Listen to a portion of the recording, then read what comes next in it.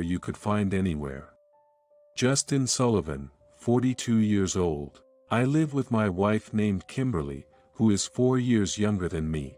Our days are utterly ordinary, but Kimberly always manages to brighten them up, which makes home feel like a first aid kit for my bruised heart. We haven't been blessed with kids, but the peaceful and warm life with beloved her is an irreplaceable treasure to me. That's why my humble wish is to grow old together, slowly walking through life until our hair turns gray. Life has its ups and downs, though, and even in my happy existence, there's a thorn in my side. That's a son of the president of my company, Michael. I think he just turned 32. He joined my department recently but seems to have no inclination to work, probably because he spent the last 2 years drifting, without a sense of responsibility. Unfortunately, I was chosen to be his mentor, so I can't just ignore him. I check his documents as much as possible, but he always makes significant mistakes. No matter how many times I point them out, he seems to dislike it and snaps back, which wears my patience thin. Furthermore, he always ends up insisting he's not to blame. That is incredibly frustrating. You're such a nitpicker, man. A digit off here and there doesn't really matter. And just so you know, it's not that I can't do the job, it's your teaching that's at fault. He never admits his mistakes and always blames me. Since he's the president's son, no one dares to complain about him. I'm at my wit's end, popping antacids and trying to soothe my stomach, but at this rate, I'll probably end up with an ulcer. At the meantime, my wife Kimberly always listens to these stories and comforts me with kind words. Work sounds so tough, you shouldn't overdo it. Don't hesitate to talk about what's bothering you. Her words always bring me comfort. I feel embarrassed for complaining when she's so understanding and supportive, making me feel incredibly lucky. Despite the challenges, I truly consider myself fortunate. This morning, like every other, I left the house after enjoying the delicious breakfast Kimberly made. At the office, I checked Michael's tasks while managing my own. Today, work is going smoothly, so it looks like I'll be able to head home early. For lunch, I ate the delicious sandwiches Kimberly made, and then it was back to work until I received a call from the police on my cell phone. Huh? Why would the police be calling me? Feeling a sense of dread, I answer. Hello. Only to be asked. Are you related to Kimberly Sullivan? When I confirm, they inform me that Kimberly has been involved in a traffic accident and taken to the hospital. Shocked, I immediately ask about her condition. What? How is she doing? She's not in any danger, is she? However, they only told me to come to the hospital right away and didn't provide any details. I worried sick and unable to stay still. I found it odd and worrying that I was hearing about that from the police and not Kimberly. Besides, that they wouldn't tell me how she was. My mind raced with questions. As I explained the situation to my manager, and allowed me to leave early, even though work was unfinished. However, when I was about to leave, a loud voice stopped me. Shoot, this is serious. Hey, mentor, you gotta fix this.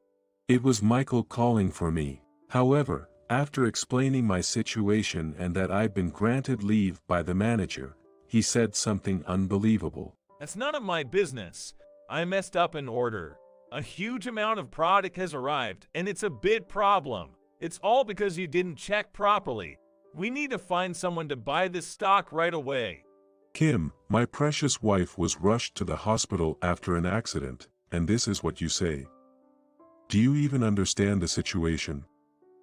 I couldn't help but raise my voice in anger, to which he responded without a change in his expression, uttering harsh words. I don't care about your wife. The company incurring losses is a bigger issue. Unless we get rid of this stock, you're not going anywhere. What a stupid thing to say. I was boiling with anger at his insensitivity. Arguing was a waste of time, so I checked the order form while hurrying, and it turned out to be a mistake made by Michael on a day I'd been off. As you can see, this mistake is yours. You need to take responsibility for it. I tried to explain, but he stubbornly refused to accept it, so I asked the manager to intervene. Yet, before the manager could respond, Michael started speaking first. Boss, the mentor's guidance is so off. It's why I made a mistake. Trying to dodge responsibility is just unprofessional, don't you think? If this makes me out to be the bad guy, it feels kind of like harassment. What do you think?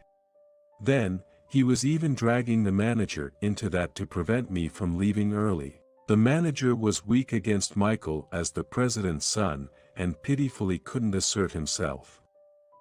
Eventually, he told me I could leave only after finding someone to take over the order. Is this even right? No, it can't be. However, the quickest way to get to Kimberly was to find someone to take the order. With that in mind, desperate to get to Kimberly, I spent 3 hours searching and found a place that would take most of the goods. As I grabbed my phone to tell the manager, "I'm leaving," I noticed an unbelievable number of missed calls from the hospital. I had it on silent and hadn't noticed. Tentatively, I listened to the voicemail, and it said Kimberly was in critical condition. My hands shaking, I finally managed to call the hospital back. The receptionist asked me to hold on, and after a while, someone claiming to be the doctor in charge came on. "Hello, this is Justin Sullivan, Kimberly's husband. She's okay, right?"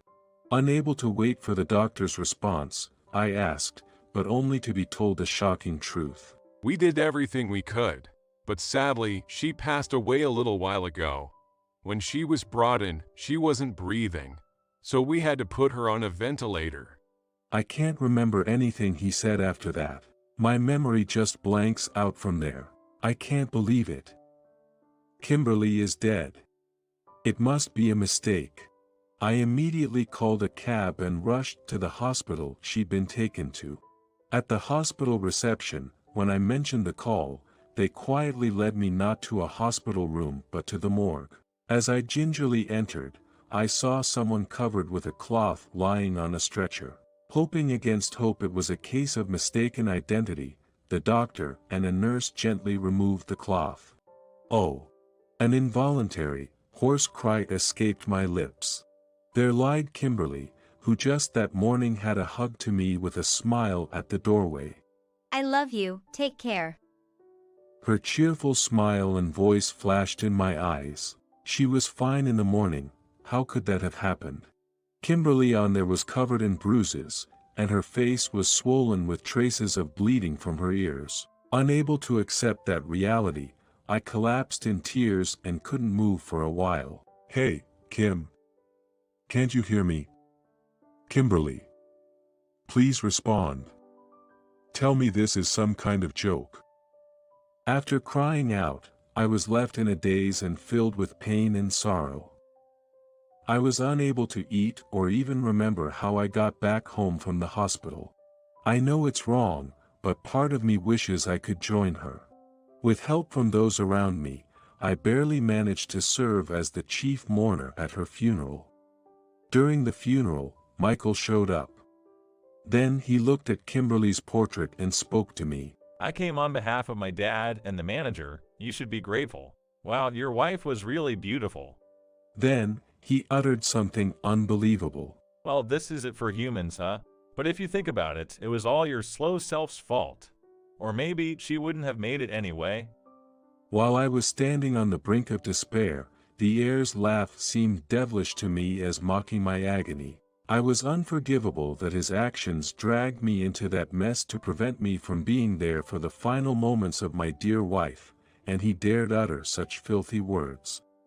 In my grief, rage boiled over, and just as I was about to confront him, someone stood in front of us to block the way as if to stop me. There was a beautiful woman, and she scolded with formidable presence to Michael, laughing obnoxiously at the funeral. "Did my brother do something to you? Get out of here now, or shall I throw you out myself?" After saying that, she went to the coffin, where Kimberly lay, and began to cry. The woman, who was so similar to Kimberly, was her twin sister named Brittany. I had been told that when their parents divorced, custody was split between their mother and father. Michael was unaware of these circumstances, and looked flustered, comparing the beauty with the portrait. He was unable to move as if his legs were about to give way. He was someone as if who'd seen a ghost. As he stood there dumbfounded, Brittany delivered a harsh rebuke. Didn't you hear me tell you to leave?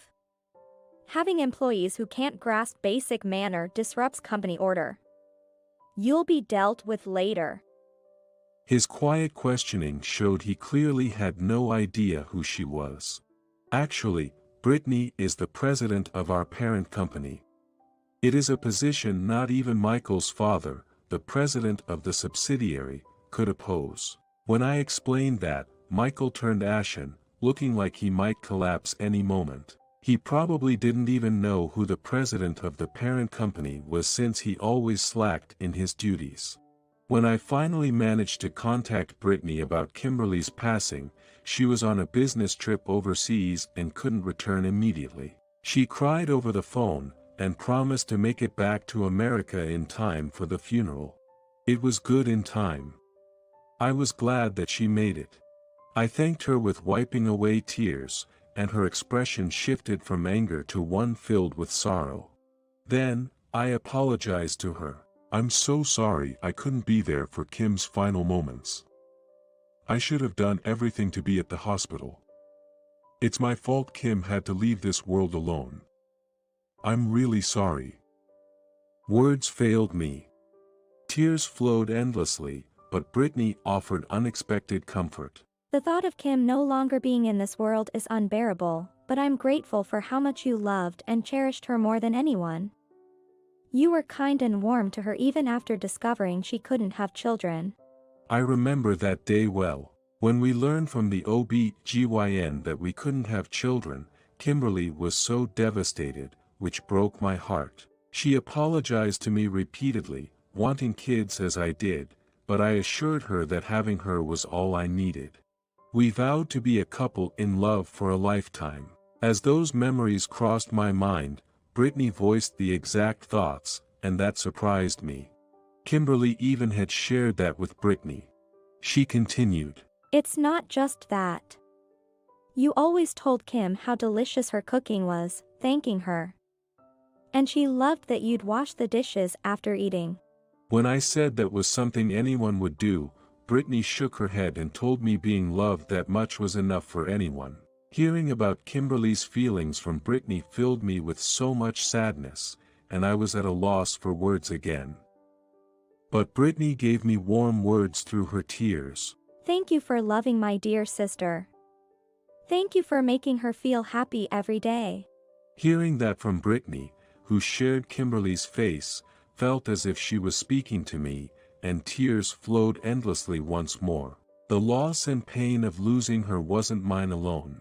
Brittany felt it too. She stayed by my side throughout the funeral, which was more comforting than anything. Being with her felt so much like being with Kimberly that it helped me through being the chief mourner. When I returned to work after the mourning period, both the president and the manager apologized profusely, so I made a point. More than your apologies, I want a promise. Ensure no one else ever goes through what I did. That's all I have to say. They told me to promise to honor my request. Noticing Michael was absent, I asked about him and learned Brittany had sent him to a rural subsidiary. It seemed so sudden, but perhaps it was arranged so we wouldn't have to see each other. Somehow, that made me think it was all for the best. Apparently, the place Michael was sent to has some pretty strict folks, and he wouldn't be able to slack off anymore. He's probably working hard now. While I can't find it in me to forgive him, I hope this turns him around. Time passed, and it's been 5 years since Kimberly died. Initially consumed by grief, Brittany's words helped me change my outlook. If you keep grieving, Kim would be worried. For my sister's sake, please start to recover, even if it's little by little. Not wanting to sadden the one I love, I decided to move forward. As for today, just like Kimberly used to do, I made breakfast and offered it to her portrait, and told her, "I love you so much. Kim, can you hear me? Don't worry, I'm okay. The happy memories with you keep me going, so please watch over me from the afterlife. Thank you for being my wife."